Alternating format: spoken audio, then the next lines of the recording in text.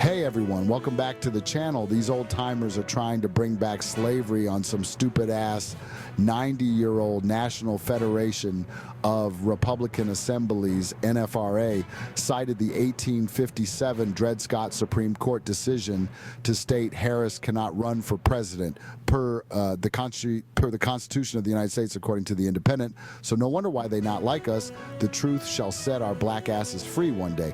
Today I've got a fascinating and somewhat controversial story to dive into.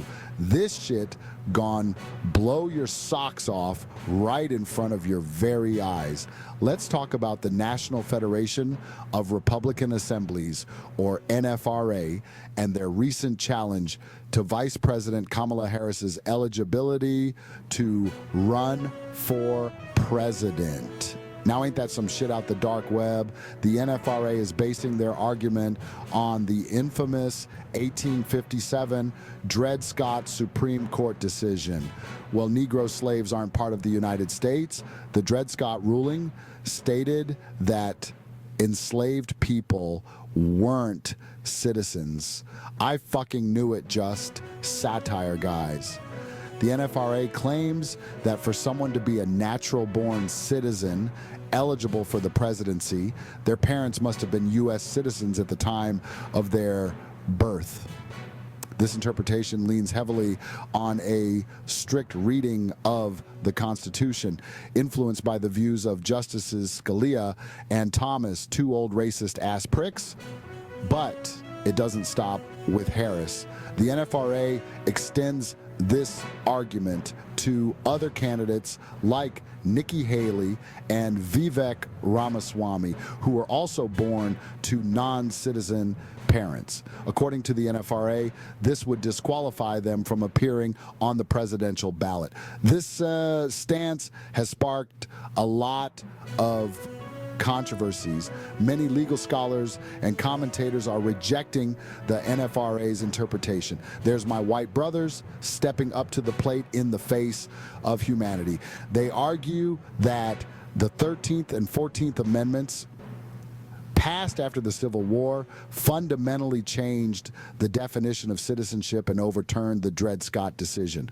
Well, thank you, Jesus. So in their view, individuals born in the United States are considered natural-born citizens regardless of their parents' citizenship status. Wait, so we back in the game, black people.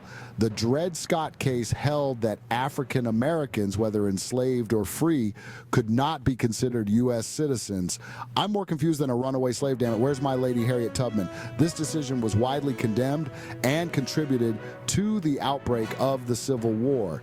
Damn Skippy, let's start another one, suckers. We got Crips and Bloods now. The 13th Amendment abolished slavery, and the 14th Amendment granted citizenship to all persons born or naturalized in the United States, effectively overturning the Dred Scott ruling. Come on now, new thinkers are amazing. Critics of the NFRA say that their reliance on the Dred Scott case is not only inappropriate, but also deeply flawed. The case has been universally rejected as a shameful episode in American legal history. Using it to challenge a candidate's eligibility is seen as a cynical attempt to exploit a dark chapter for political gain.